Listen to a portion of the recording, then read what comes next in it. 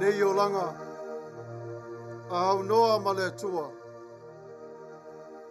E le maua e tā ua le taui o le lei. Ua whātasi mai o le atua ia te i tātou. O ngā ruenga oma fo i lava o ia whau se ina. Wa ia au maia o wāre tau se ina o lo tātou wola whāre tangata. Ai le ngata i lea. Se tau tua ina ai o lana whi au malana ngā ruenga. E whai tau langa tuai o re tangata i le atua o re tamā. Si uwa whunga o re tai au whau. Mā lo o le soifua o Manuia. E ui lava i ne whatai iai. I puapua ngā ma whaingatā o le olanga. Tumau lo wha tua i le atua. A wai siri ese le alofa ma le anga le lei o le atua. E siri ese lo na anga le lei. I le au ngā tupulanga. Ma le au ngā tupulanga. Omaia. Tatou Tapua'i atu i le atua.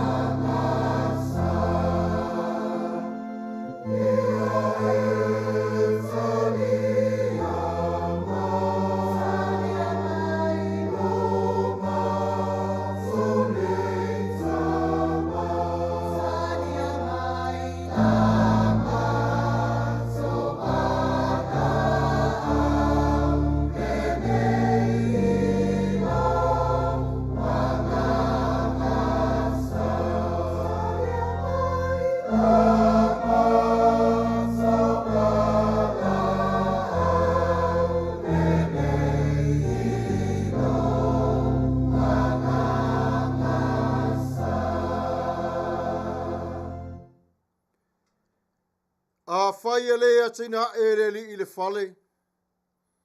E ngāruru e fue i la tau o e ati ane iae. A whai e le lo leo e le li i le lava ai. E mata ala fua o le na te leo leo ina. Te talo o le nganga Paia. Le tuelo mātou te mā Paia. O le tua siri ese la wa fio. Wa wala au ma re whalo alo i la wa fio i le awa ma re mingau. I le nganga Paia o la wa fio. Le lingi mai le lingi atu. Faatasi mai mātou le nei lava i tu la. A o Faasifo atu le Ifoga lau whanau i a te oe. A fia mai la wa fio le suafo le tuore te mā. Le alo ma le nganga Paia. Amene.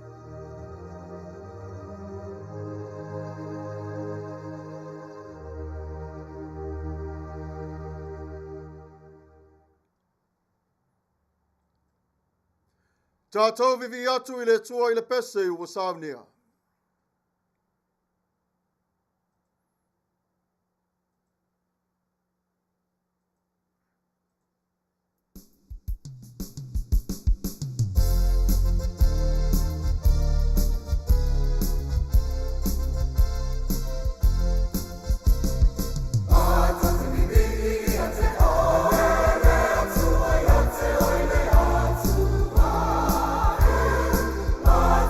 Tani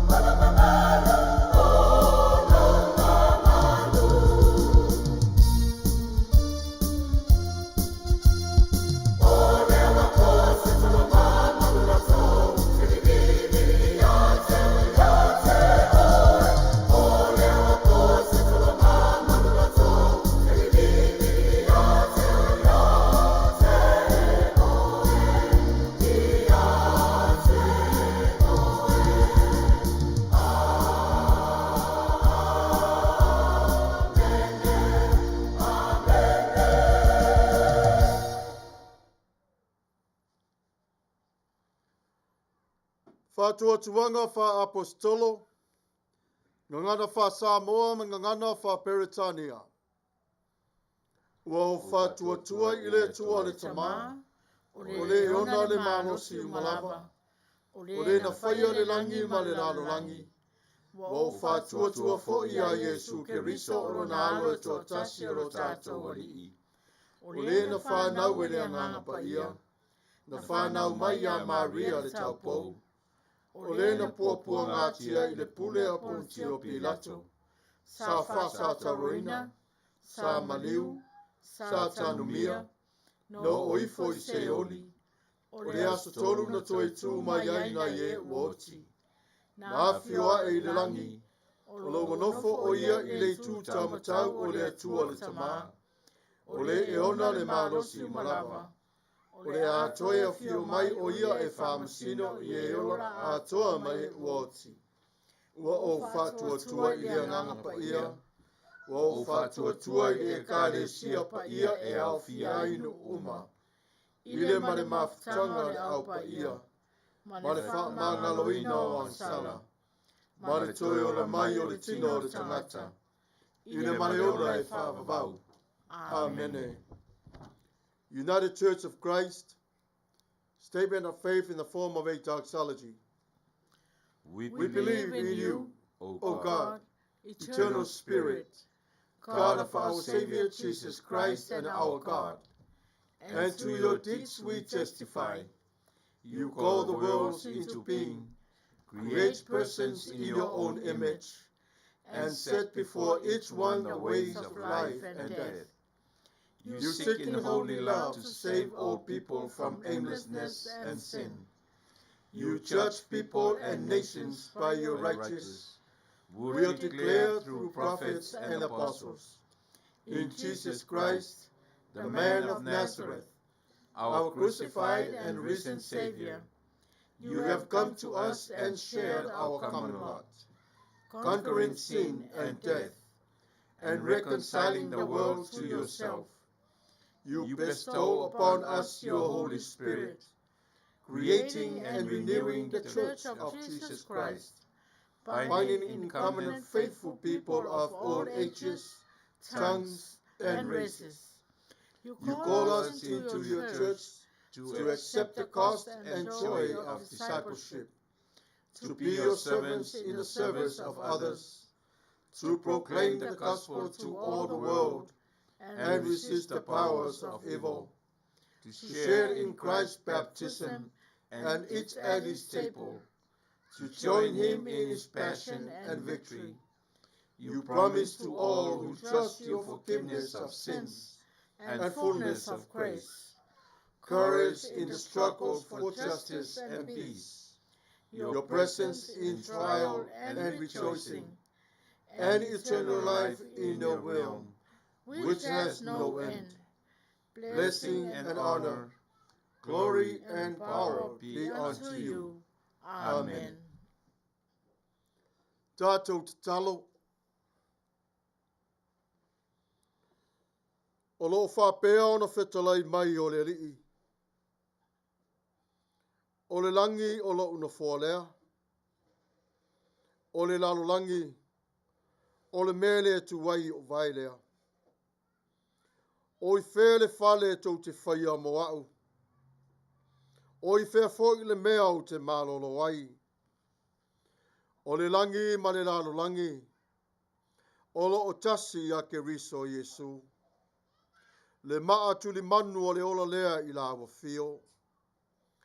O ngā luenga umanei au a ao. Lea tua mamana. Mātou te whāwhutai tele na wā. I le tangata sa ele lea I le lalolangi. Aua e wha o fuina I la e papa e pe o le kiona. Ai whawhutai tele lava I lo wanga le lei. Malo alofa tu noa. O mea umalava na e whaia mo I mātou. Ina ia mātou o na ola fi le muai. I lau tau singa I le tino. I lau tau singa I le nganga. Ia vi ia lava o e le tupu sili sili se. Ai le ngata I lea. O ngā ruenga I le tau singa o mātou ainga. Atua I malau ngā ruenga. O le la o lo wanganga le whaoratanga siri le nei. Le nei o mātou o nola fia fiai. Whawhitai mo le awina mai o lau whaamasinonga I o mātou loto. Na ia mātou sala mo ai. E moni lava la o fio. O teimi ua vale so mātou manatu. Mata se ai o mātou wala. Ai whawhitai I le tā o le Tapua'i I le ami o le lei. I ala I whautuanga matima inga mai le lei I la o fio. A walo mātou ne yola whaaleanganga I te tonu o mātou ainga. Whaapea malo malo. Le tuai. Wa e whasoa mai le aso malona ai. O le aso fo'i malona tau. Ai o nei meo malava. Na ia mātou wola fia fia ai. Mai lo ai le ngā lofo la wa fio ia te I mātou. E ui lava ina whia ngai I mātou. Ma le loto lotoi o le lalolangi nei. Ai mātou te iloa ma savali I lo suafu Paia. A tō wanga o le langi. Mātou te pepese ma whamanu I lo suafu. Wa o le mua mai le langi I a te oe le tamalofa. E toi whaafo I atu I la wa fio. O wa le vi ingo o le whaafutai I a te oe. Lea li ie. Wa e sa I le mai. Ai o le tangata na e whaia wa mamao ma oe. Wa avea le tu ina nau maala o le maua o le filemu. Waulu fie le ola I le tino. Wa le maua fo I le ao o la wa fio. Wa e a apa mai. Ai musu wa lava le tino malona malos. Wa pule le loto. Ma ua whai o le whātatau. Wau mea umalava no e whaia ina ia pule ai o le tangata mai lo na ola I le fiofia. Au le nei ta maa.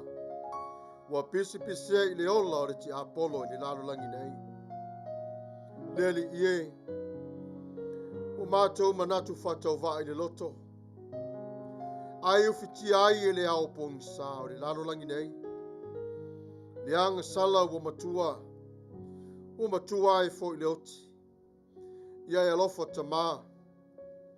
Po e langona mai e le langi le au nangi atu a lau whanau. Ia e alofa. Alofa ngia I mātou le taimi o le ang sala woti ai.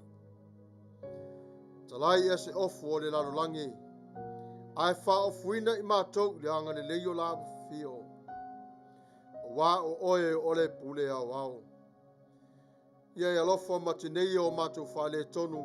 Au Maia le toto ke riso. E whaile maola fau te tonu ia te I mātou. Ia tonu wai ma wha maoni la mātou ne Ifoga I lawa fio. Le Ifoga o le wha mangalonga. Le Ifoga o le salamomoni. Ona ua mātou na ang sala I lawa fio. Mātou te wala au I lawa fio I loa lofa malawanga le lei. I le suafa manu malo ke riso. Le atua lo mātou ta mā Paia. O le ale whaia so mātou loto. Au te wala au ma le nganga I lawa fio I lo whinengalo. E ala I lo mana ma le malos. MANATU-AUTU lau whanau I taimi o le whasoa inga o ala o le mafu whau. I le whawhati mai o vi inga I mea o mātou whaia. Ai o mātou mauti noa. O le vi inga o lawa fio I tawaru ngai o ngā luenga au tangata. Au iai I mātou I nei lava I tuaso le ni yola.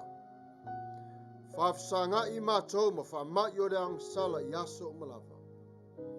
I alofa a mai o le mana I ate I mātou ina ia mātou manu malo ai tof to fonga ma whao sa songa. Deli ie. Aua ne I malo le fili ma le afi ate I mātou. A ia manu malo I mātou le toto ke riso Yesu. O nise fo I wafa I langi le turingasia. Le tuai. Anga le leila wa fio. Talia I latou. Pe leiloa oe le tama. Ia e alofa whaialo finangalo. Ma wha a ngalo I latou. A mātou na ola i langa nei. Alofangia i mātou umalawa i tawhai whio le nei rano langi. Se o mātou watu no pele o Samoa. Alofangia o lana whainga malo. Samoa i sa i tutuilo manu ore nā. Wata oto atu i o lima re talo le li ie. MANATU-AUTU i lato i fuafuanga o lu i mai ata iau. I lo walofa marawanga le lei. So ala upule la fio le tua lo mātou tama. No lato no nofo i le file mūma fea lo fani. A vevesi atu o whainga malo i fafo le tua lo mātou mtai. I le suafa manu malo ke riso Yesu. O mota ngase le li ie. Ia iai lo mana. Alofangia i lato. Manuia i li i matamaita i fomai. Alofangia le ngā ruenga o lo lato no whawhengai. O to ese le tua lo mātou tama i au ngāle e whai matai tua le vale ina ia whaapoto inai. Ma ia ilo atu la ua fio ma le nei ola, ma au auna mo la ua fio. O awa o ngā le whanau, i le poto salalau i e alofangia lo latou tautinga. Ia ma ai le penitala o le mafofau. A wata leni ma me alofa wa e foa. O le tala le lei ia teu ina e pealo mātou wola le nei rano langi. Wai le eisa mea mātou te whaia le lei ai lau tala le lei. Ua le lei ona o ke riso Yesu. Alofangia leo puapua ngā i so si tafa o le nei ke lope. Ia si itia la wa fio i le Manuia. Le nei tu la. E whasanga tonu lo mātou nei yola i le sulu o le mana manama. Le ala lea o lo finangalo. A whaia o sipa se la manga le tua. Ia wha mangoto le lititai o le moana le Loto. Ia ola i mātou lau whana. O lea la mātou te talo, lo mātou ta māpa i ae. E awala atu ia Yesu Keriso lo mātou alii. Ma lo mātou wha aola. Amene.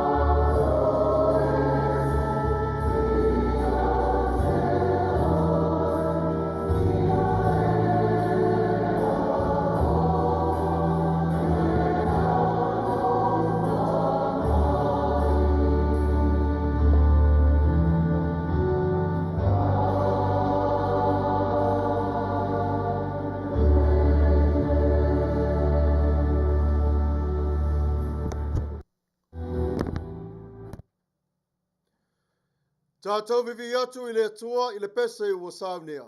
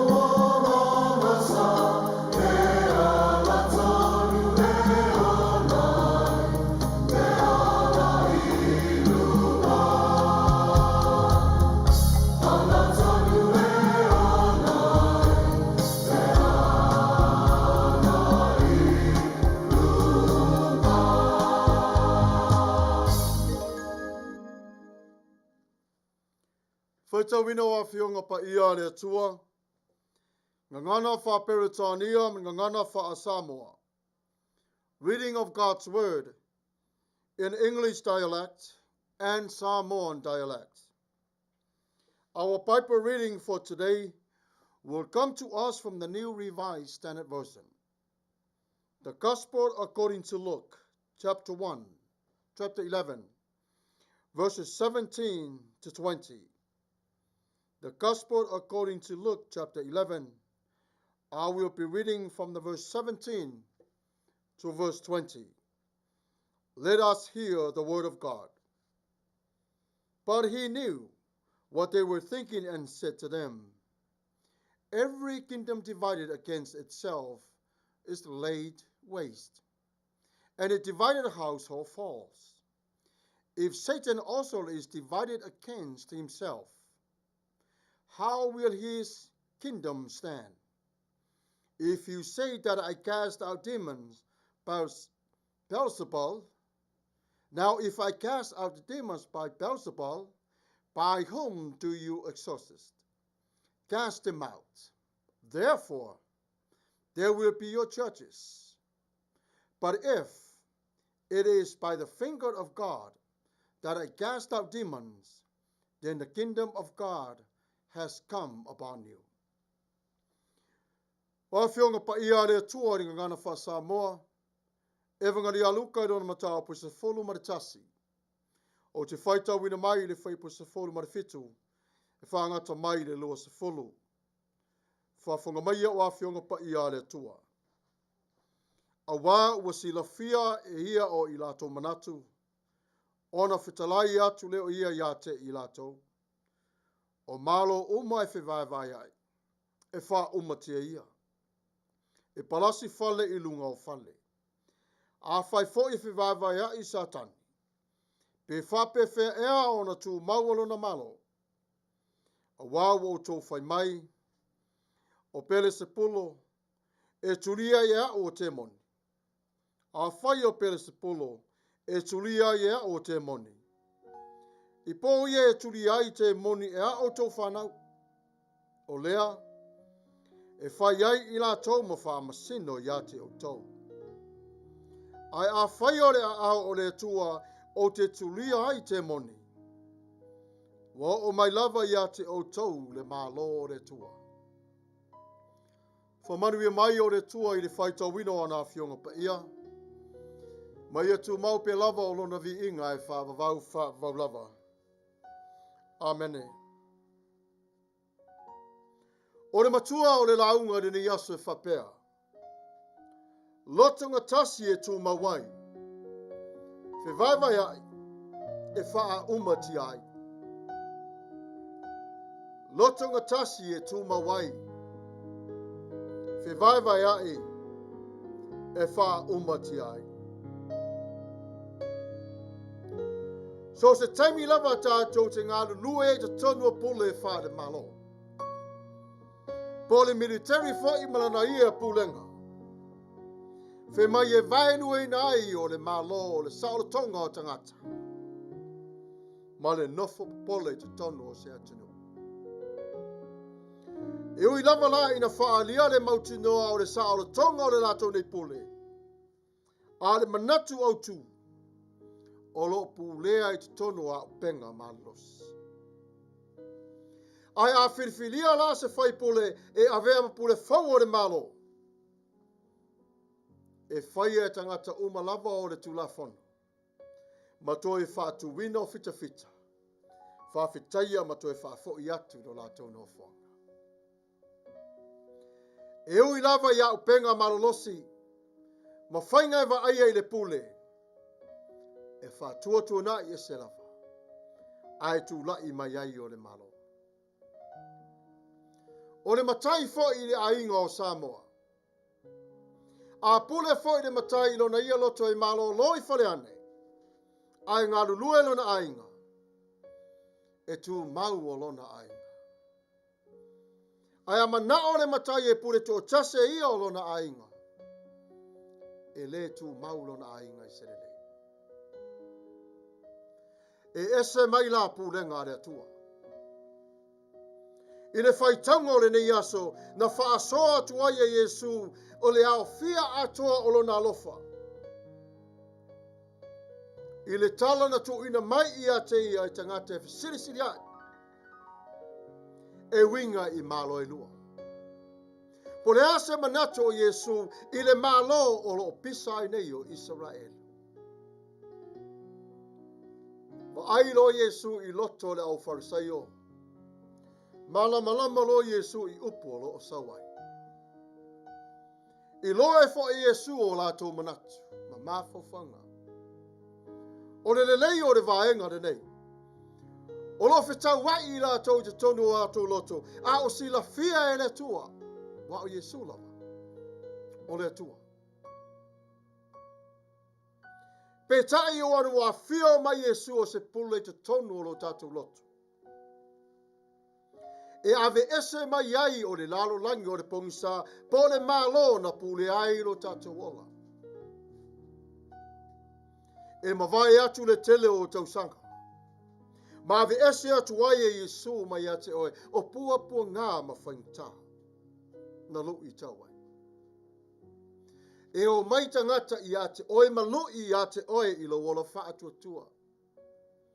E whapena fo i te moni masatani e lo i ate oe i lo wola whaatua. Pe moni lava e te malosi pe te vaivai. A vaivai fo i o le tangata. O na manu malo ai lea o le ti Apollo mana te moni. O Yesu o le malosi lava ia. Na ia whaia o se tala e whaatusa e whapea o le fale. Le a le au ngā e tuai le fale a olo na whaavae e le o iai le tua. Whemai Yesu e palasi. E whapena i le whale o lo tala no Yesu i le tangata soifua. Ai se ai o lai o le tangata i au noa male tua. A o hafo i la mea te tupu mai ai. Ma Yesu. E o mai ai o puapua ngā mawhainta. Ma pūle ai wha masino o le malo o le pungisa. O le ola o le tangata soifua. E tu salava pele mawhai o na tātou wa aia o ngā nuenga pūlenga le leia le li. Ai tātou te wa aia pe i asa umolo tātou wola tupu ai. E le eise tangata o le nei nalo langi e atu toa. So se tangata lava ua whai fo i lona loto. Ai o le whautuanga a Yesu i ne yasu e whapea mo tātou. O le loto o le me pito e sili o na tāua e tangata. Le loto le nā o lo tama whaisa tani ina ia whausia ai o lo na malo te tonu o le tangata. Ma Yesu le ai. O le loto le nā e pule i ai le tua. Le ala fole nana ave ese Omaia Yesu o le toa telo te moni mai tangata soifua. Ona ua pule i la tau i le ola o le tangata le atua. Ua fai i la tau ma whamasino i la tau ola. A o Yesu o le malosi ma e mauti no lava e ma fai ai i ta ua. Ona ola i le loto lotoi o le lalo langi nei le loto. A o whitai iai i tātou. Ma nganga le anga o le olanga nei. Whemai le tusi e whaalinga whaauta o te tūre pui pui ma tui tui atu. O Yesu o lo tui tui i lo loto. O lo tui tui pe Yesu i lo loto. Whemai te tala mai ma e whaalonga mai i lona leo. O i nā o lo o whausi ai le malo o le tua. E amata mai i lunga i ate oe o na te tonu lea i lo wala. Whemai o le ola whapaia ina, o le ola wala a wina o le tua o le ulu whale i mauta o le tua ma le lotoa. E te sulu atu ai i le malama lama o le ola. Tau mo whai lava le fili e vai lua le matai sau o le tua. Ai le mo whai. I le taimi fo i o Yesu, i le tele fo i o puapua ngā mwhainta. Whemai le o whamamla manga Yesu i le au Farisaio. Whaalongo fo. E mautu le malo o Satan. Ai sea. Ona fo e musu Satan e turi ese o ana te moni. E ave ese lo ana te moni mai a te ia. Pa u le malo o Satan. Ai whape whea le malo le tua.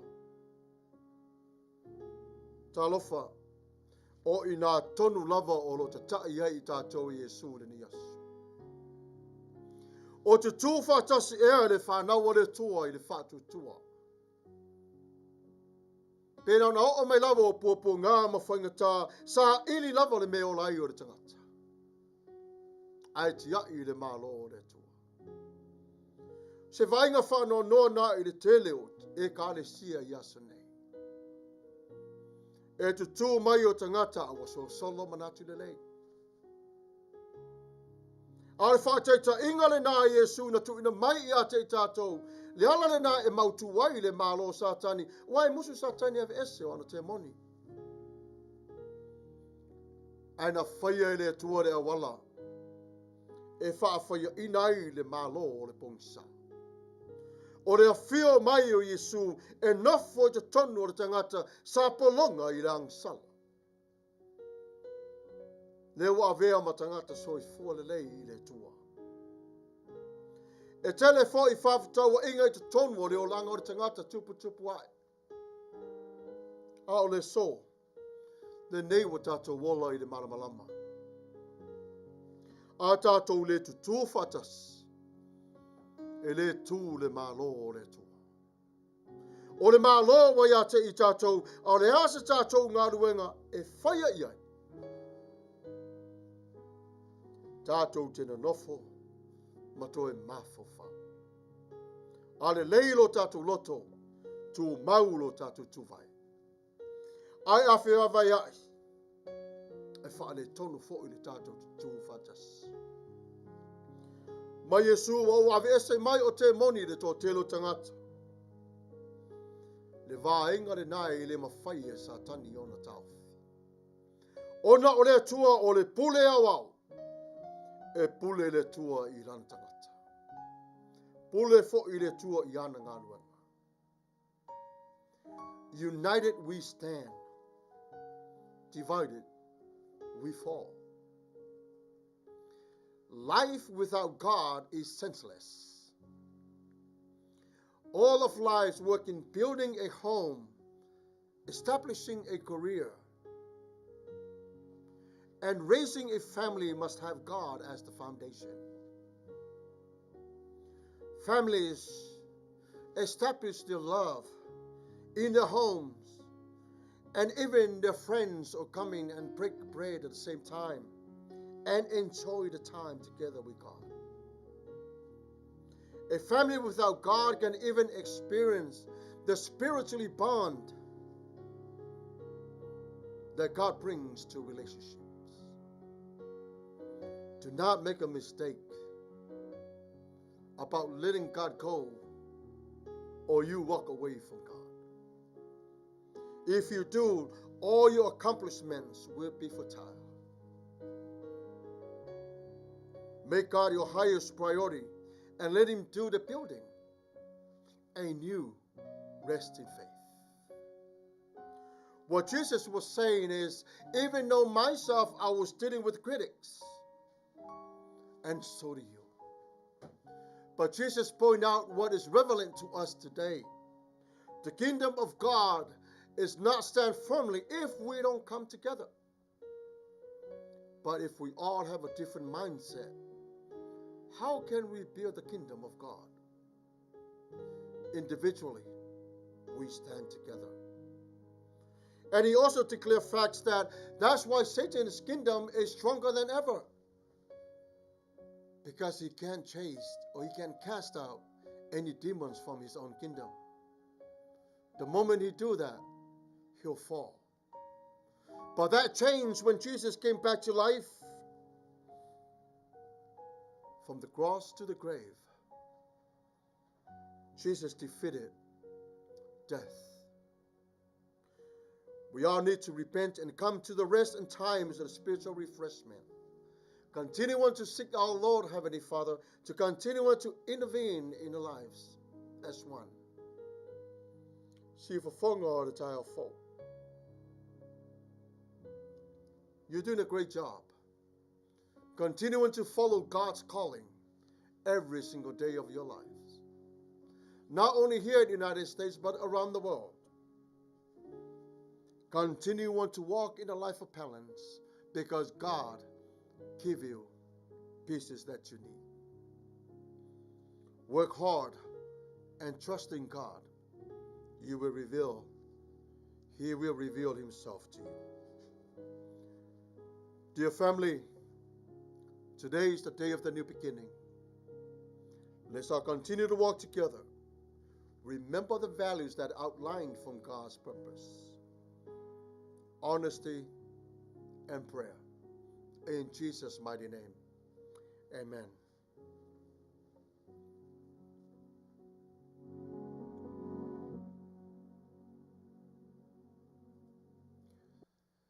Tatou viviatu I le tua I le pese ua Sauniga.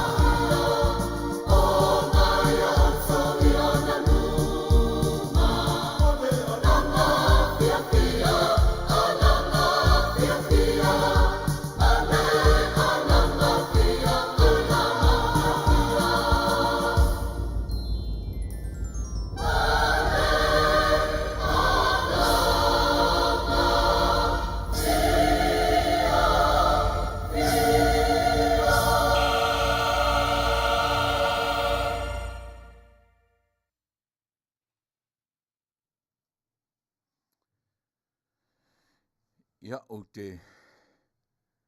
whaiaro leo e whaima sui ole. Sunga i le whaiwhiau ia male kālesia le si ufonga o le tai a fou. E whakasa UCC i California nei. O te mori o atu le ngang whaafitai ia i lātou sa mwhai o na whai Tapua'i ngā whaatasi.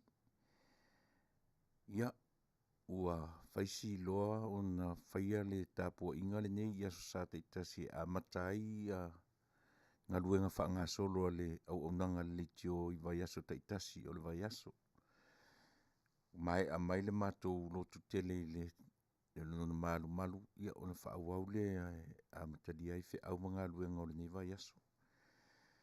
Whaftai le au nā le atua i le upu mwhai o na pua ina mai mo i tātou malawa le nei aso. O tātou tū whaatasi, tātou te mauaili mele lei, o tātou Fevaevaea'i. Ia whapena foi o na le mauai se tonu le lei mo i tātou uma. Anga le leile atua, i lo soifu au na lau sunga le Fevaevaea'i Samuelu. Ia maua pea le tō whawha le atua e momoli ai le Fevaevaea'i o le atua ia sa ta itasi. Ma lo tāpena, whaafitai sa ili.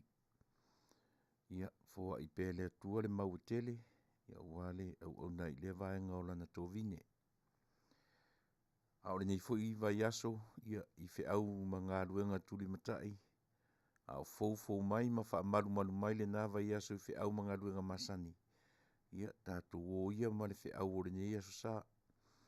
E utu pupu i nai tātou ma tātou o atu ai i le nā vai aso. Fevaevaea'i whaalalolangi. Ia au uma ona. Lulu ina le fatu le tala le lei i Loto manganga. Whaftai tele ia le soifua tapena. Ia, ma sa mua uma. Olo o mwhai ona whaafonga mai. Sa mua i so se tafa. Sa mua i tuto atasi. Sa mua i tutuila manua. Ia, o te manatu lava. E le mwhai ona tātou wha ngā soro Fevaevaea'i masani. Pe au no tātou ma Fevaevaea'i wha le atua. Ia, pa u mai langi ona Manuia, wha Manuia le atua ia te oe Samoa i le nā vai aso. Ai mori nei lava i tūla, ia whaia umawhafonga tau mori o sunga Fevaevaea'i ia Samuelu, ma le mamalu o le kālesia, si ufonga le tai a fou, e whakasa i sisi, ia mātou te mori tuailanga whaftai tele i le nei aso. Mō le nā vai aso o le a tātou anga i atu iai whamania tele le atua. Soifua mai Manuia. Tātou whai u le talo. Le tualo mātou ta māpa ia. Po tonga mātou sa sae masif. O iei lau whanau. Wha o fuina i la tau i le ngang pa ia o la uwhi. Ia iei wha manuianga o la uwhio ia te i la tau. Taito tasi, taito lua, whatelina. Wa oio le tamao le alofa ma le angalele. O le a mātou sava vali upu whai o le malo la uwhio. O Yesu Keriso le au ilunga ia te i mātou. Malo mātou wola tanga e whaavavau lava. Ona o Yesu lo mātou wali i whaola mātou te ole ma wala au atuai. Amen.